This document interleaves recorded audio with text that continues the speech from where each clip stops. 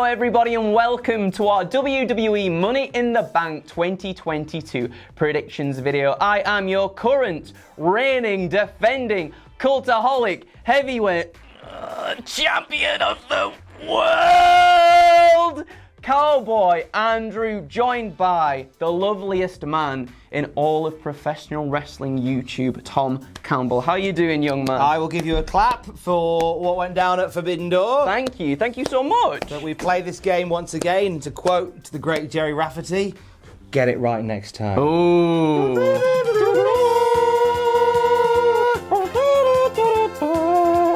Nice. Should we predict the bejeebus off of Money in the Bank 2022? Yeah, I guess we should.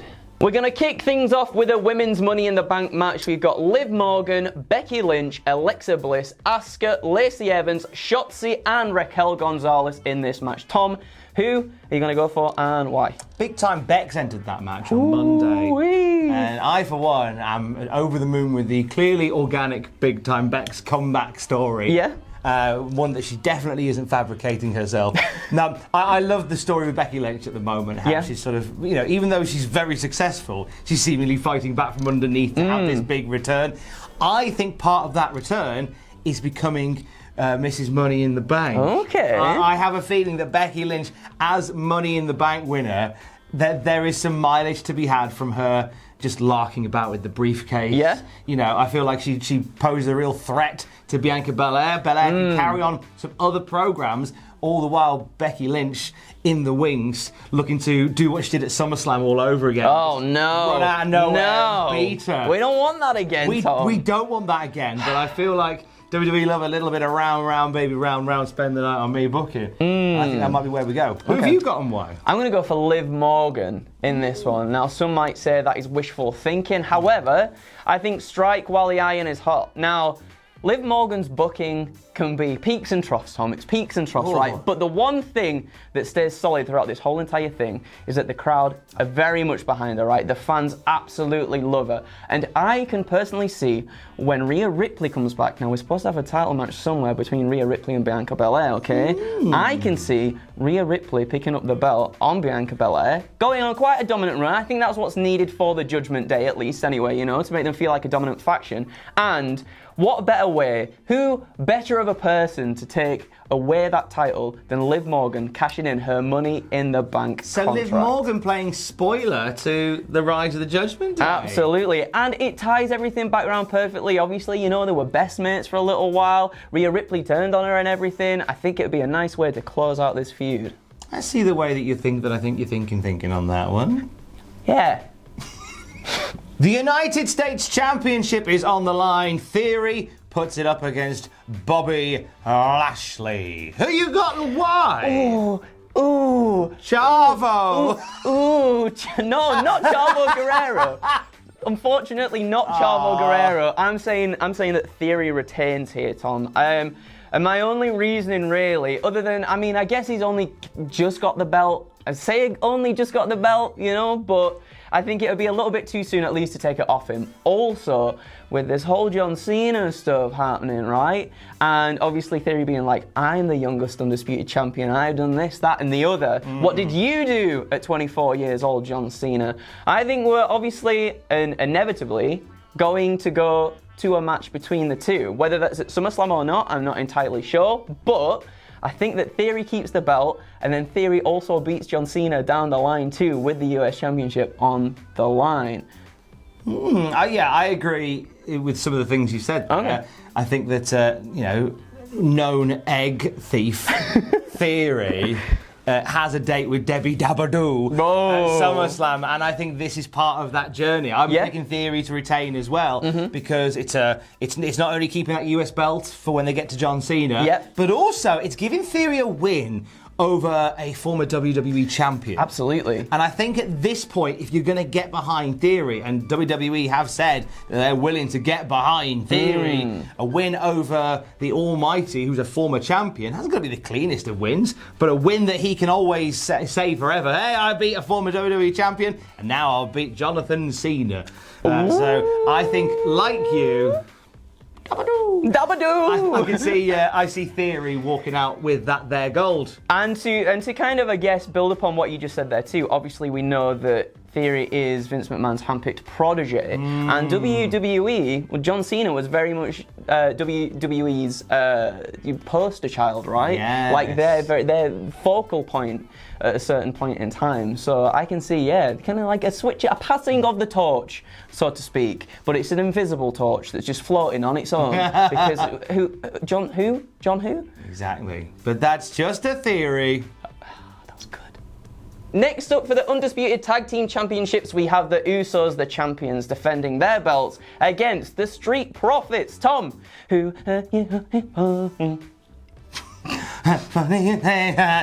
Now, this might sound like weird predicting, but picking Street Profits, right?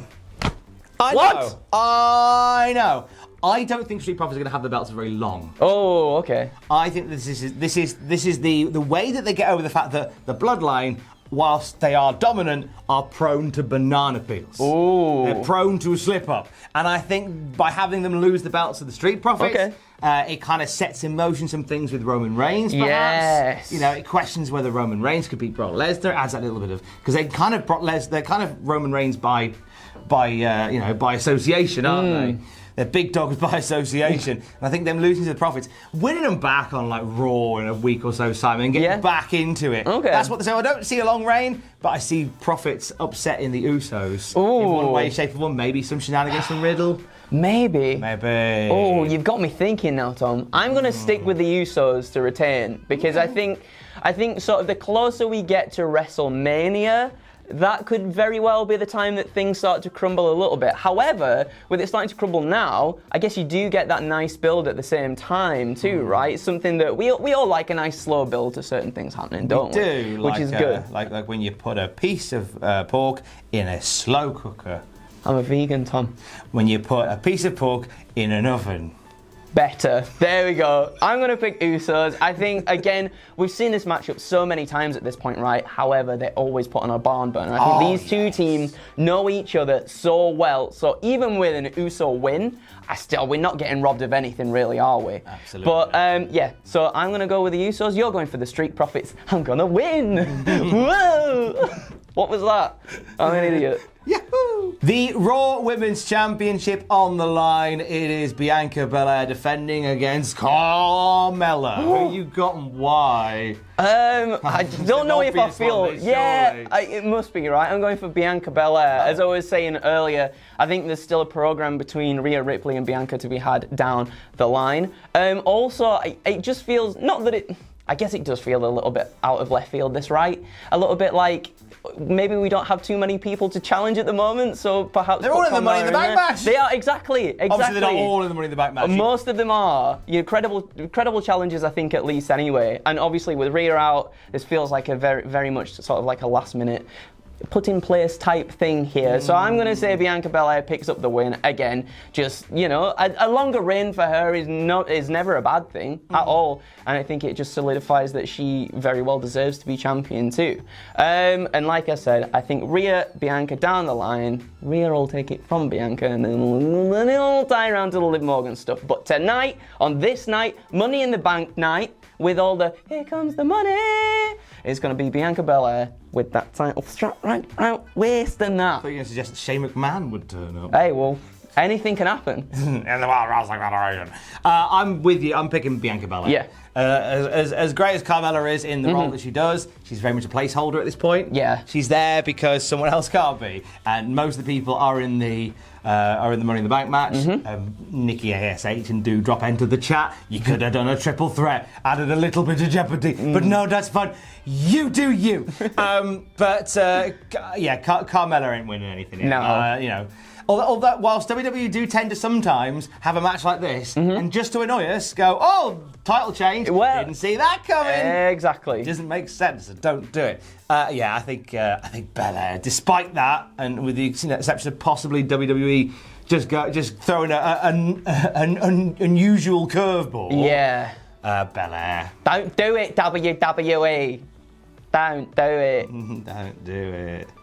Nice. Next up for the SmackDown Women's Championship, we have Ronda Rousey defending her belt against Natalya. Tom, who are you going for? I don't give a damn about this Ronda iteration. Woo! I've just not enjoyed Ronda as a champ at all. I don't know. She's better as a baddie. Yeah. She's so much better as a baddie. Yeah. It's kind of like smiling, like wisecracking babyface. It ain't doing it for me, but we're not here to talk about what we think of it. Yep. It's what is going to happen. And I'm predicting that it's going to be Ronda beating Natalya. I think these two will have a good match. Yeah. I think that Natalya will make sure that Ronda looks strong. Yep. Ronda will work incredibly hard in this match as well. Natalya, I don't think it's just all being Natalya's work. But I think Ronda to retain. I don't know where we go with Ronda after this. Or Cowboy Boy does. Let's find out now by going. Maybe. Who have you got and why? Maybe. Who have you got and why? I'm going for Ronda Rousey to retain as well. I think I'm very much on your side, and that this current iteration of Ronda Rousey just doesn't quite hit with people. At least it doesn't hit for me. I think, again, it's going to be like a really... I can see shades of almost like Ronda and Charlotte at WrestleMania, where it's quite scrappy and whatnot, but only because this feud has been quite personal so far too. I think we're going to get very much at who can lock on whose finisher first, try and make the other tap out. We saw on Instagram, and I mentioned this in pictures too, we saw on Instagram Ronda posting a video of her and Shayna Baszler, and Ronda asking, why are you not on my corner, in my corner, right, in all of this? Why are you not in my corner? And Shayna's very much like, I can't be involved in this. She's my tag partner, and you're my best friend. And I think there's a difference right there, right, between a tag partner and a best friend. Oh, I can't choose between somebody that I've been a ride or die with for most of my adult life, or my makeshift tag partner in WWE for a bit. Not to mention, there's not much of a women's tag scene in WWE at the moment. There isn't one. Either. There's no belts. Well, exactly, right? So John Laurinaitis, who's on leave of absence, has got them in his fridge at home. So I feel like perhaps we see Shayna getting involved in this match. We think she's going to help Natalya. And then perhaps she helps Ronda Rousey, and then we can get like a bit of a heel turn or something and have those two in a little bit of a faction type thing. Which that might be wishful thinking on my part, but I think that could go in a direction that'd be a little bit more exciting for Ronda Rousey, at least anyway. And also Shayna Baszler, who deserves a lot more too. So I'm going to say Ronda Rousey picks up the win here, maybe through some dubious shenanigans. However, it will hopefully benefit everybody watching. Yay! And we come to the men's Money in the Bank ladder match. It is Drew McIntyre, it is Omos, it is Sami Zayn, it is Riddle, it is Seth freaking Rollins, and one more name to be determined on SmackDown. Who have you got? I was gonna pick up a belt then and just swing it over my head. I'm gonna say Seth Rollins to pick up the victory here. Is it too much? Is it kind of almost predictable at this point? What we're doing. Which is the no, but listen to me. Listen to me, Tom. You. Is it too predictable for Seth to pick up the win and then perhaps cash in on Cody Rhodes when he wins the belts? And I don't know if that is too, if I'm thinking into that too much. Now, we got a little bit of a promo, a little bit of an update on Cody on Raw as well. He was talking about, if Seth were to win the belts, then he will be the first person to congratulate him on doing so. However, I think Cody's going to win the belts from Roman Reigns, and then Seth's going to try and cash in the naughty boy. We can't, however, disregard some of the other factors in this match. Sami Zayn could very well, pick up a sneaky win and be like, Sir, I've got the briefcase for you, sir. No one will ever take the belts away from you now. I've got this. And I think that could also play into quite an intriguing storyline too. However, if WWE are thinking that or not, we don't know yet until the match happens. But I'm going to go for Seth Rollins, not only because I think it's quite a good sort of storyline crutch to have there to go further on and whatnot with Cody Rhodes to continue that feud, but also I think it kind of Seth hasn't had a big pay-per-view win in a while now. And I think maybe to kind of rectify that for him, they go, well, you can have the Money in the Bank briefcase at least anyway. That's a really good point. I like the idea that Seth Rollins, after losing so many times to Cody, then plays spoiler for the night that Cody wins the belt. Yeah. That's some brave booking. I like it. It's not what I'm doing, though. This is the one that's rattled in my head for months. And now we're here, we're sat together, two fools alone together. I'm going to stick with it. Ooh. Drew. Whoa, okay. I've been thinking Drew for months. Yeah? I think Drew McIntyre wins it. I feel like he's been well positioned to grab that. And also, I think that if we're going to have... So I also predicted Becky to win the women's Money in the Bank match. I don't think WWE like to have, for the longest of time, they don't like to have two Money in the Bank briefcases, like, going... Like at the same time. Yeah. Because you'll find that normally the one gets cashed in very quickly. Of course. And the other is a bit more of a storyline thing. So I think Becky's going to get the storyline briefcase. Yeah. And I think Drew wins the briefcase. And then the next night on Raw just goes, here, I'm making the decision now. Cashing this in, Clash at the Castle. See you there. That's a good shout, actually. I think that's feeling good in my waters. Okay. Feeling good in my waters. The waters. The waters are feeling good saying that, and I think that Drew takes that, and then he wins the WWE Uwu. Whoa, whoa, whoa, whoa, whoa, whoa, whoa, whoa, whoa, whoa, whoa, what? At Clash of the Castle. Gee whizzles. I won't need these in Cardiff. Yeah, no, it'd be quite good. Probably. It'd be overcast at best. But my prediction is not overcast. I feel very much it is bright, and Drew McIntyre to win the men's Money in the Bank. So that's it. Thank you so much, everybody, for joining us for this predictions video. We've got plenty of content going up over the weekend. You can go back, you can watch some 9 pitches. You'll also be able to catch the Cultaholic podcast as well on Friday night. You've got What Happened At Not Long After the pay-per-view with Jack the Jobber. You'll have WTF with Ross Tweddle as well, and live reactions with Tom and myself on the Sunday evening. So Saturday evening. Oh God, it is, isn't it? Oh, it's technically Sunday morning. Yeah, well, Rain we'll it's say that. Saturday night, which is all right for fighting, as Elton John always. Oh, very nice. He did indeed. So I'm looking forward to hanging out once again with you for live reactions. Me too. We had fun, didn't we? We had a lot lovely of fun. time. Well, I would shake your hand. Yeah. But. Ooh, he's been through the ringer. I've been through the thorns. Pablo got out last night. Bless him. And so I've had about an hour's sleep and spent like 8 hours in the woods trying to find him. Look at absolute trooper, aren't you? Eh? Big shout out to Batista who came out to help as well. Considering he's all the horrible things that we did to him. All that we did to him, that he did to us, sorry. I mean, there is that. That, you know.